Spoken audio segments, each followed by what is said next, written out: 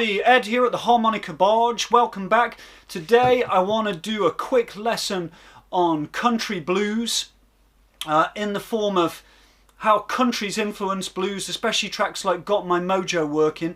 You might be at a jam or a session and someone plays quite a fast sort of up-tempo blues track, something like Got My Mojo Working.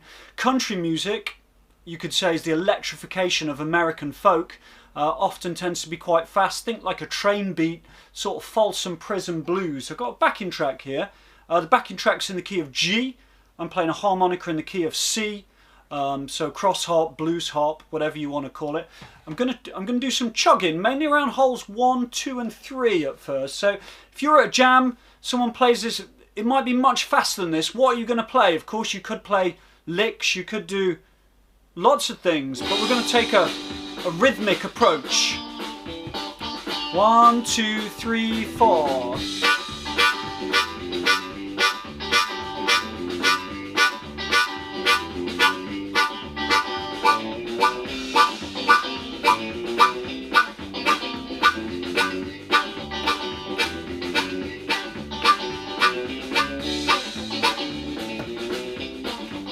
There's one thing you can do, okay? Nothing fancy, but you can play along.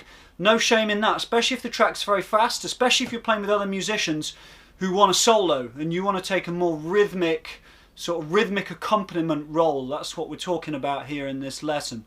So we're going to do the chugs, and we're chugging on the offbeat. Now, if you've never played on the offbeat before, it's a simple thing, but it can be slightly deceptive. So first of all, let's find the beat. Listen to the bass. There's the bass, all like that, depending on the bass player, of course. Or high if he's funky. Once we've got the beat, let's find the offbeat. 1 and 2 and 1 and 2 and. It's on the ands. Listen to the snare drum.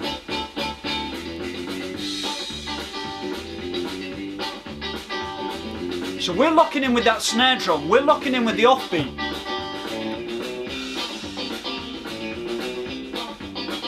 And if you're playing at a jam, you know, listening to the other musicians, so important. You can be really listening to that snare drum to lock in. Hopefully you've got a good drummer. You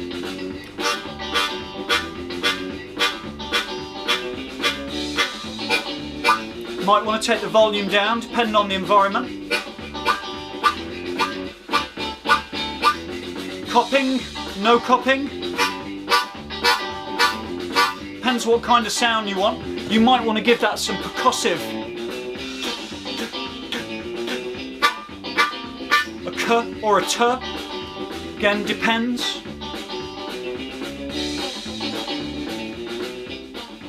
With the percussive sound, that's going to give you more attack.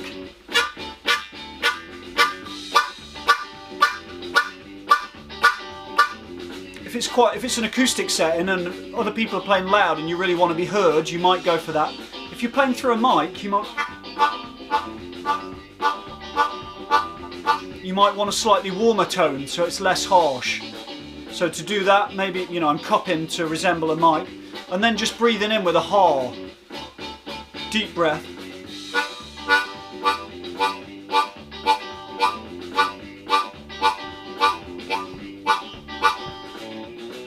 So there's one thing you can do, nothing fancy, but that's going to make a nice accompaniment. You're starting to think like a drummer or a rhythm player.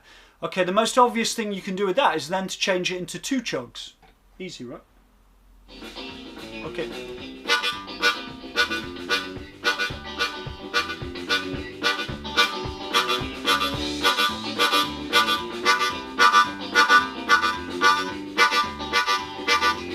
All just on 1, 2 and 3 for now.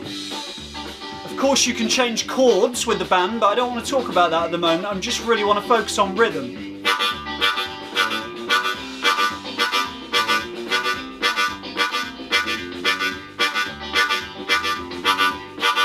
Again, you could articulate that with a tucker or a knocker or something when you're breathing in.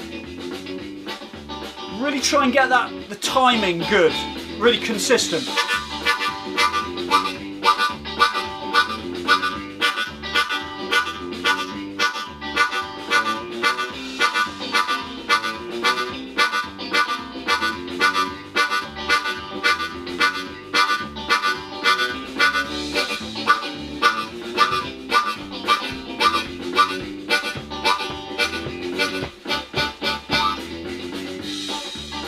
So there's two things you can do in this setting, bearing in mind that when the band plays they might do this a lot faster.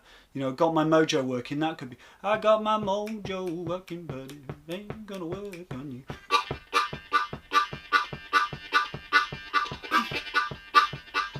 So it could be quite a bit faster.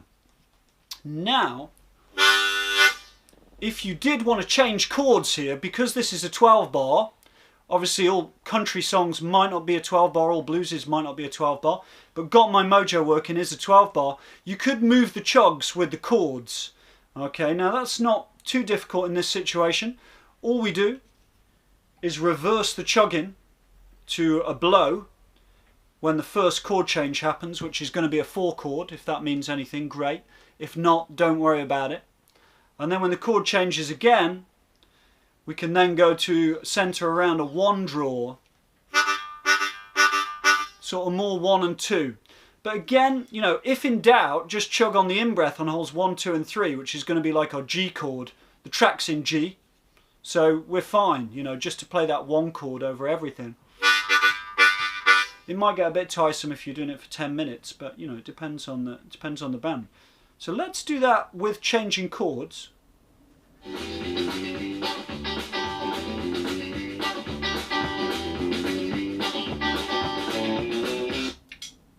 Back to the start.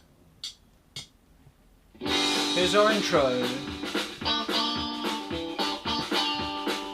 In breath.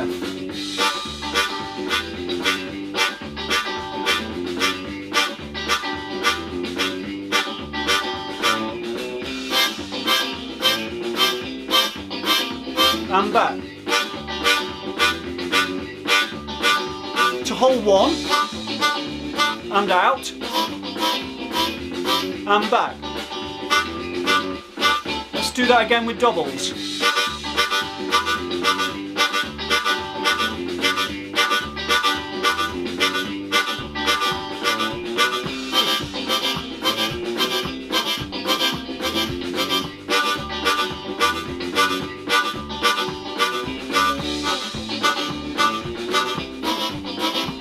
And back.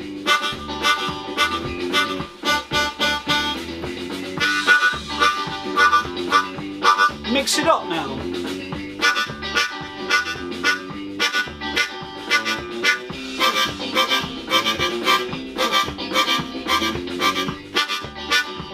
Sometimes 2, sometimes 1.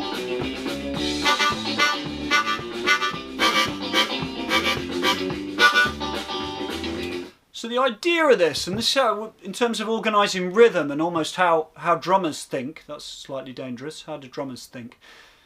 You're using certain variations to almost create a pattern which to the listener sounds like you're improvising everything to give it variety, but often you're just using, say, 2 or 3 different patterns and mixing them up in a way to form something musically rhythmical.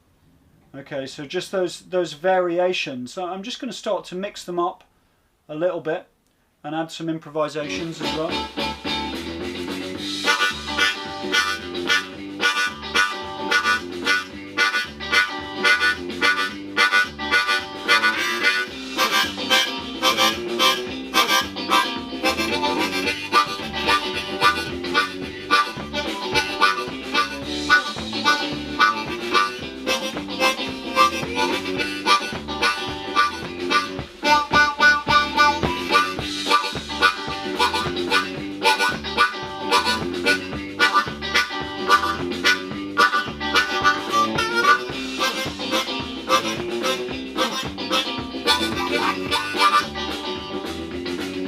Starting to use the hands there to cop for effects, you know. Obviously this only works if you're playing off the mic, but that might be happening in a jam situation.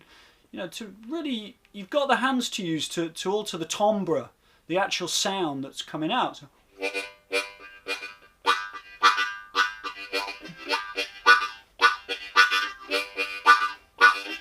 you know, so you can use those things. So I would say try the pattern with the 1, nice and simple, try and stay in the groove, mix it up, try the 2 beats, change with the chords if you can. If not, don't worry about it, just keep that pattern on holds 1, 2 and 3. and hopefully you'll be able to use that in a jam situation wherever you're playing. So thanks very much, everybody. I've been Ed here at the Harmonica Barge, and more videos coming to you very soon. Thanks, bye.